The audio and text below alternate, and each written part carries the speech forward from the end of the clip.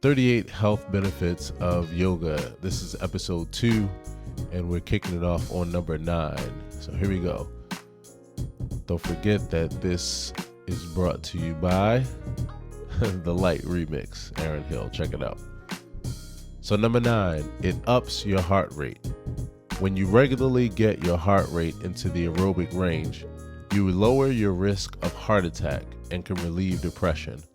While not all yoga is aerobic, if you do it vigorously or take flow or Ashtanga classes, it can boost your heart rate into the aerobic range.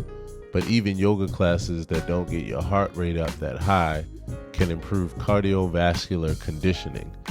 Studies have found that yoga practice lowers the resting heart rate, increases endurance, and can improve your maximum uptake of oxygen during exercise.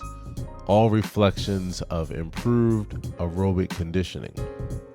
One study found that subjects who were taught only pranayama could do more exercises with less oxygen. So that says a lot. Number 10, it drops your blood pressure. If you got high blood pressure, you might benefit from yoga. 2 studies of people with hypertension published in the British medical journal, The Lancet, compared the effects of Savasana corpse pose with simply lying on a couch. After 3 months, Savasana was associated with a 26-point drop in systolic blood pressure, the top number, and a 15-point drop in diastolic blood pressure, the bottom number. And the higher the initial blood pressure, the bigger the drop. So you all know dropping your blood pressure, keeping it down or to a steady place is where we want to be.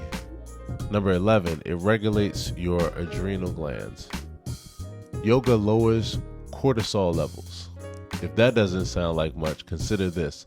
Normally, the adrenal glands secrete cortisol in response to an acute crisis, which temporarily boosts immune function. If your cortisol levels stay high even after the crisis, they can compromise the immune system.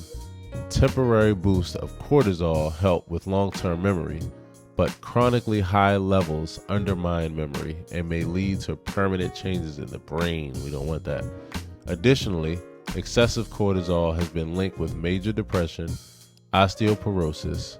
It contracts calcium and other minerals from bones and interferes with the laying down of new bone, high blood pressure, and insulin resistance. In rats, high cortisol levels lead to what researchers call food-seeking behavior, the kind that drives you to eat when you're upset, angry, or stressed. The body takes those extra calories and distributes them as fat in the abdomen, contributing to weight gain and the risk of diabetes and heart attack. Whew, that's a mouthful there, y'all.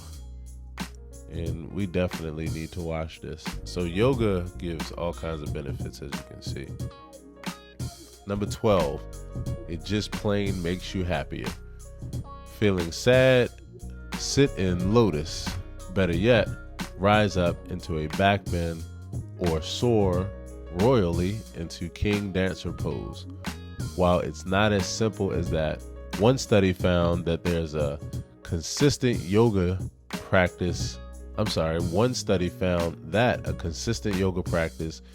improved depression and led to a significant increase in serotonin levels and a decrease in the levels of monoamine oxidase, an enzyme that breaks down neurotransmitters and cortisol.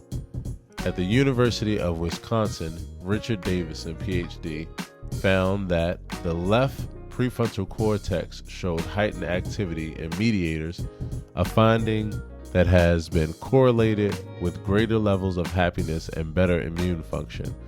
More dramatic left side activation was found in dedicated long-term practitioners. So greater levels of happiness leads to better immune function. I didn't know that either, but it makes sense. Number 13, you found a healthy lifestyle. Move more, eat less. That's the adage of a dieter.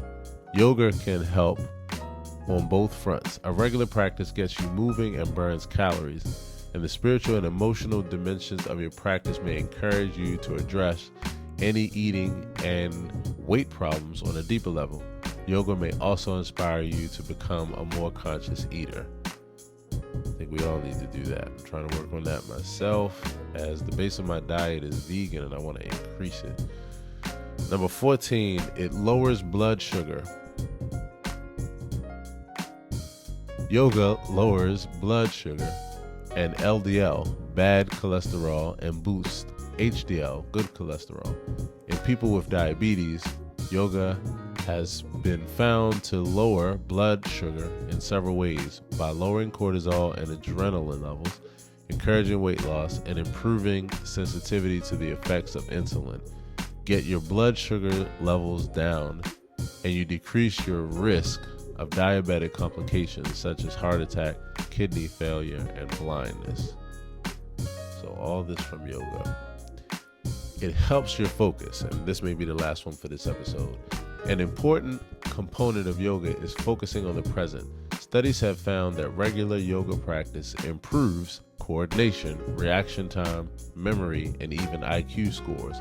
People who practice transcendental meditation demonstrate the ability to solve problems and acquire and recall information better, probably because they are less distracted by their thoughts, which can play over and over like an endless tape loop. And I put that up on Facebook not too long ago too, that our minds are like a tape recorder, so you got to be careful what you put in the loop.